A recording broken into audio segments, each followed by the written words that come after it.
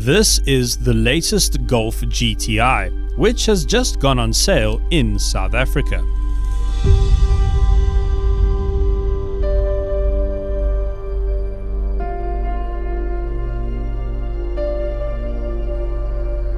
It has new LED headlights, new LED taillights, and freshly designed wheels.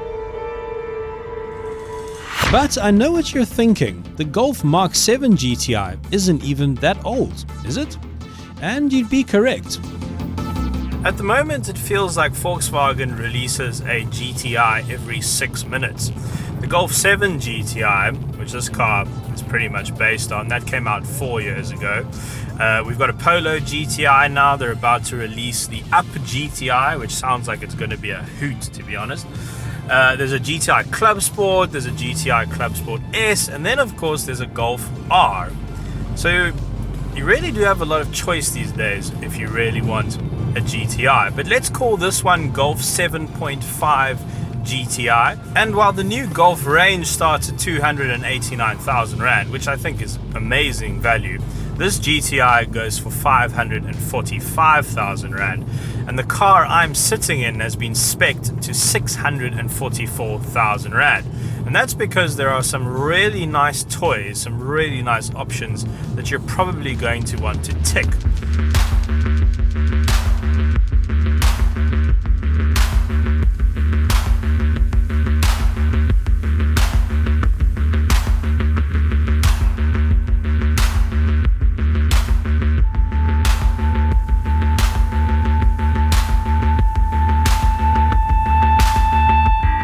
Let's take a look at this interior, because this is where some of the most substantial changes have happened for this Golf 7.5. In front of me, a fully digitized instrument display, absolutely full of information. Now that does cost a little bit extra, but I think it's worth it. It's very similar to systems that you get in the Audis and even in cars like the Lamborghini Huracan. And then this is impossible to miss. It's a 9.2-inch color touchscreen display.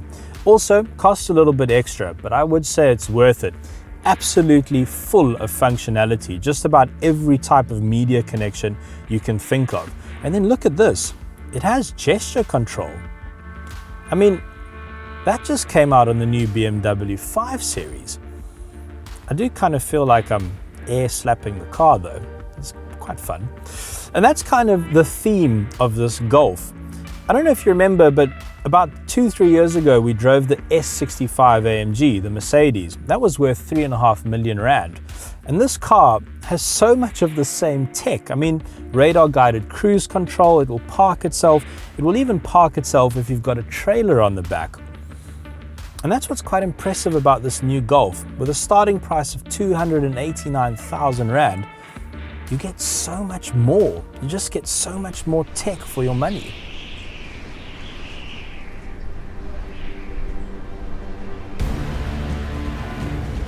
So let's engage fun mode, put it into sport, flick the chassis control into sport, drop a gear, here we go.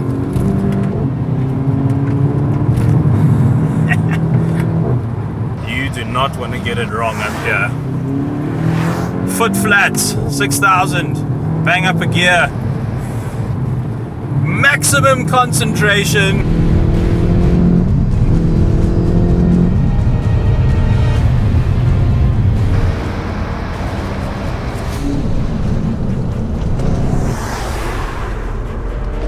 So let's talk about power. In the Golf 7 GTI, you got 162 kilowatts. And if you ordered the performance pack, you got 169 kilowatts. Now, 169 kilowatts is standard for this Golf 7.5 GTI.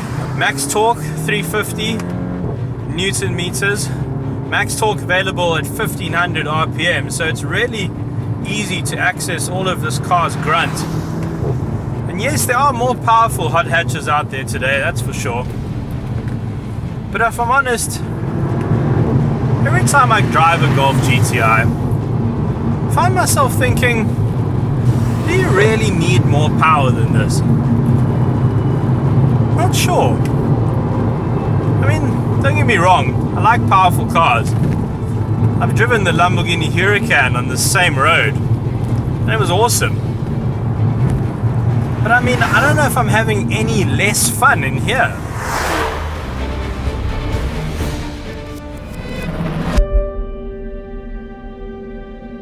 But while the GTI is certainly still fun to drive, I can't help but feel that it really has grown up. This is not a raggedy edge seat of your pants experience.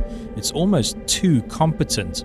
But its competence and sure-footedness inspire confidence in the driver.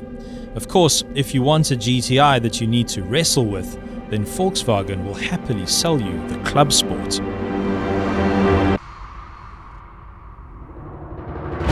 Oh, and I have one or two other small complaints. The pedals for the pedal shift are too small.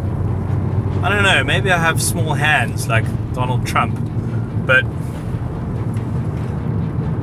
I just feel like I have to stretch for the pedals. They're not like there for me as I need them. Yeah, I just want it to be just a little louder.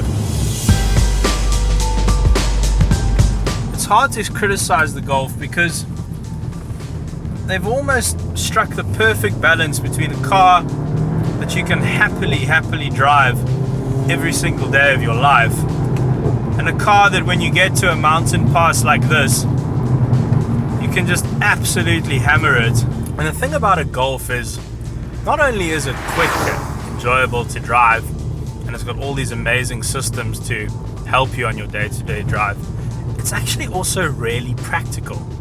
I've got a 29-inch mountain bike, and with this front seat folded all the way forward and with the back seats folded flat, I got my bike in here without taking any of the wheels off.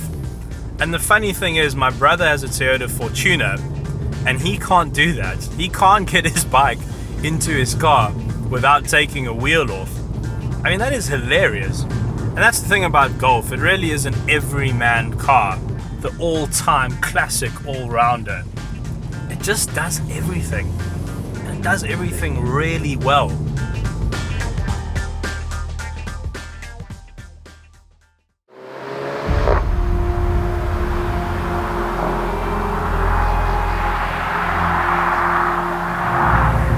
And sure, this new Golf 7.5, it's pretty expensive, but I mean, you know you're going to get good resale value on this thing.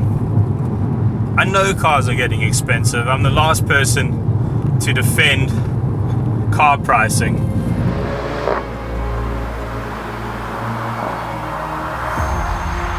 The Golf has become a very premium car, and that is really the strength of the Golf GTI. Yes, there are faster hatchbacks out there, no doubt, but I don't know if there are any that are as good as being an all-rounder.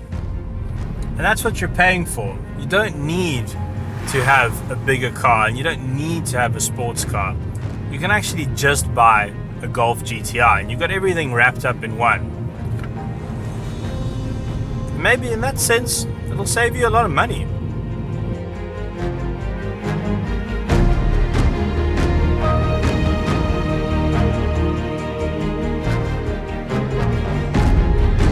Let us know what you think in the comments below. We'd love for you to join our community by subscribing to our YouTube channel.